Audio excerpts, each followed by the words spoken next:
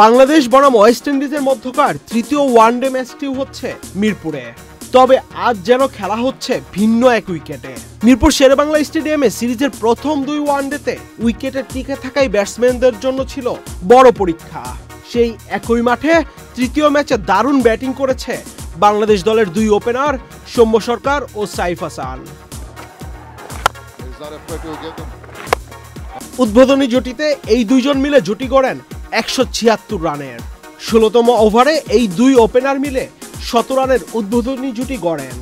সব মিলিয়ে 2015 সালে 11 নভেম্বরের পর মিরপুরের ওয়ানডেতে এটি সর্বোচ্চ উদ্বোধনী জুটি। সবশেষ 2015 সালে জিম্বাবুয়ের বিপক্ষে তৃতীয় ওয়ানডেতে 147 রানের উদ্বোধনী জুটি গড়েছিলেন তামিম ইকবাল ও ইমরুল কায়েস।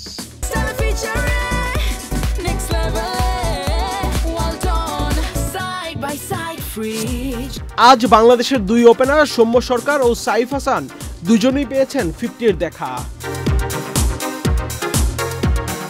ওয়ানডে ক্যারিয়ারের নিজের প্রথম 50 সাইফ হাসান তুলে নেন মাত্র 44 বলে। এর আগে সৌম্য 50 করেন 48 বলে। ওয়ানডেতে এটি সৌম্যর 14তম 50।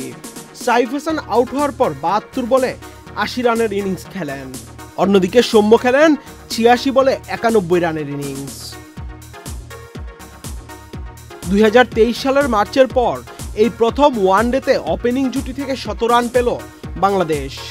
সবশেষ সেই ম্যাচে আয়ারল্যান্ডের বিপক্ষে 102 রানের অবিচ্ছিন্ন জুটি গড়েছিলেন তামিম ইকবাল ও লিটন দাস। আহমেদ শাফি, চ্যানেল আই।